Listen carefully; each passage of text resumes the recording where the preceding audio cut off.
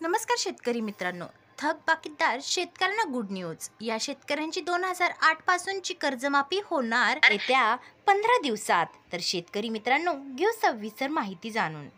तर शेतकरी मित्रांनो, समितीने माध्यमातून सतत मुंबई नगरपालिका असो दिल्ली असो येथे पाठपुरावा यश आलेला आहे। महाराष्ट्र राज्य सरकारने राज्यातील 900 तर अधिका बघा कडून वरती जात आहे। याबाबत कर्जयुक्त अध्यक्ष भगवान बोराडे यांनी बातमीला दुसरी दिली आहे की राज्यातील सहकार आयुक्त विभाग राज्यातील पुणे निबंध जिल्ह्याचे कार्यालय पत्र पाठवणार आहे। तर शेतकरी मित्रांनो, 968 कर्जमाफीचा लाभ न मिळालेल्या शेतकऱ्यांना कर्जमाफी मिळावा यासाठी मध्ये छत्रपती शिवाजी महाराज योजना आणली आहे।